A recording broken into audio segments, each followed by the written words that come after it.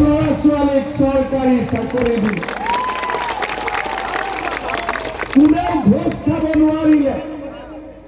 Magistrate, DSP, শিক্ষক, sub inspector, police আজি চাকৰি ৰিজাল্ট যেতিয়া দিয়ে টিভিত কি কয় যে অমুকৰ ল'ৰা মেজিষ্ট্ৰেট হ'ল, বাপেকে ঠেলা চলাইছে। অমুকৰ ল'ৰা DSP হ'ল, বাপেকে কি কৰে বোলে বজাৰত পকৰি বিক্ৰী কৰে। অমুকৰ ল'ৰা সাব ইন্সপেক্টৰ হ'ল, বোলে মাক বিধৱা, মানুহৰ ঘৰত কাম কৰি উপাৰ্জন কৰি ল'ৰাক পঢ়াইছিলে। আজি আপোনালোকে চিন্তা কৰক, আমাৰ অসমখনত চাকৰিৰ নামত যিমান দালাল আছিল, আজি আমি দালালি বজাৰখন একেবাৰে নোহোৱা কৰি দিলো।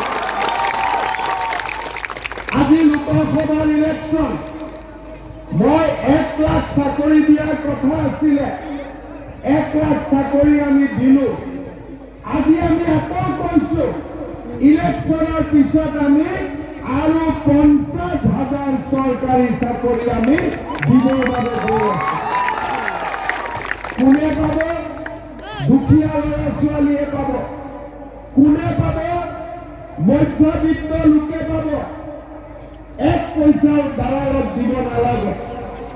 শ্ৰদ্ধা ৰাইজ, আজি আপোনালোকে চিন্তা কৰক, যিখন অসমত 1 কোটি টকা দি মেজিষ্ট্ৰেটৰ চাকৰি বিক্ৰী হৈছিলে, সেইখন অসমত আজি চাকৰি নামত 1 টকাও কোনেও ল'ব নোৱাৰে। এতিয়া পুলিচৰ কাৰণে ল'ৰা ছোৱালীয়ে দৌৰে। মোক সোধে ইণ্টাৰভিউ কেতিয়া হ'ব? আকৌ জুলাইত নতুনকৈ পুলিচৰ চাকৰিৰ ইণ্টাৰভিউ হ'ব।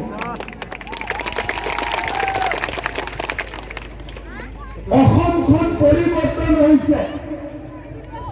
আজি যেতিয়া ইলেকশ্যনৰ আগত মই কৈছিলো যে আমি মহিলাসকলক অৰুণোদয় আঁচনি দিম, মোক বিশ্বাস কৰা নাছিলে। লাহে লাহে বিশ্বাস কৰিলে। 830 টকা 1250 টকা হ'ল। কংগ্ৰেছৰ মানুহবিলাকে কৈ আছিলে যে এইবিলাক অৰুণোদয় ফাঁকি, কিন্তু এতিয়াতো ফাঁকি নহয়, একাউণ্টত টকা আহে। এতিয়া মোক বাকী মহিলাবিলাকে কৈ থাকে যে আমি অৰুণোদয় কেতিয়া পাম। আপোনালোকৰ লাগেনে নাই অৰুণোদয়? কোনে কোনে অৰুণোদয় পোৱা নাই? হাত দাঙক, খালি হাত দাঙক। বা ইমান মানুহ অৰুণোদয় পোৱা নাই। এতিয়া লাগেনে নালাগে? লাগে লাগে লাগে লাগে। আচ্ছা, অৰুণোদয় আপোনালোকক দিলে মোক ভোট কি দিব?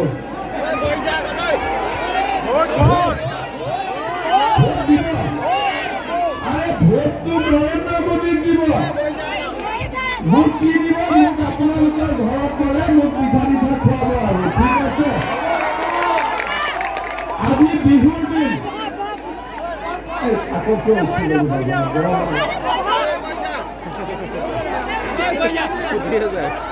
আমি নাচিম না ৰাস্তাত?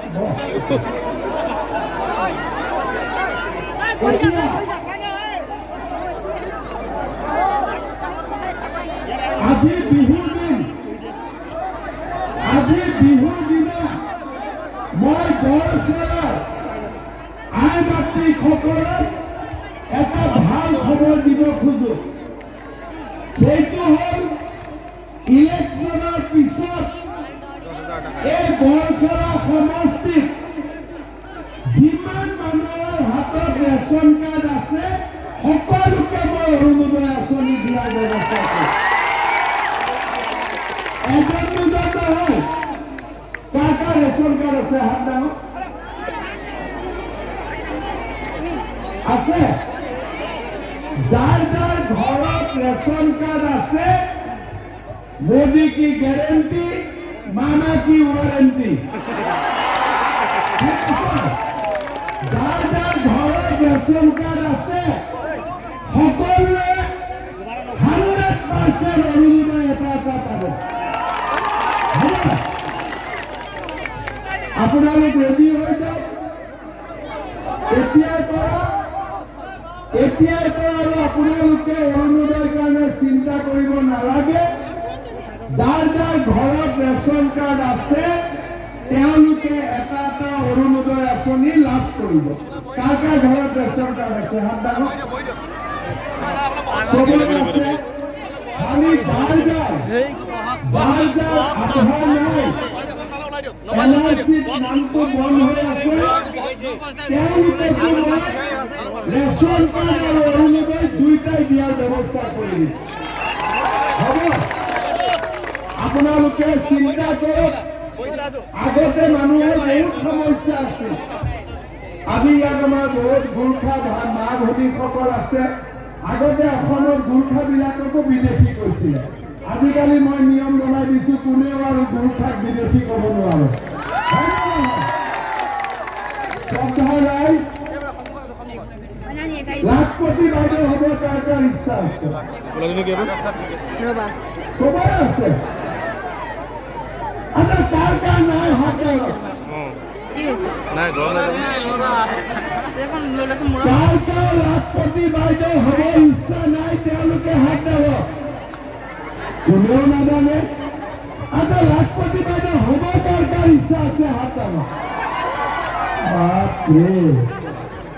এতিয়া বিহুৰ দিনা আপোনালোকে শুনিলক আচ্ছা লাখপতি বাইদেউ ফৰ্ম ফিল আপ কৰিছে নে নাই কৰিছে কোনে কোনে কৰিছে হাত দাঙক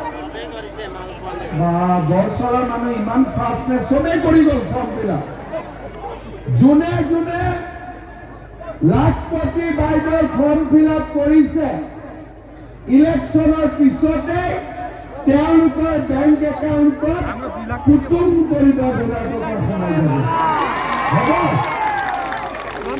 আচ্ছা 10,000 টকাটো পাই গ'ল মই কৈছোঁ তেতিয়া পাবই পোৱাৰ পিছত গিৰিয়েকক কোনে কোনে টকাটো দিব হাত দাঙক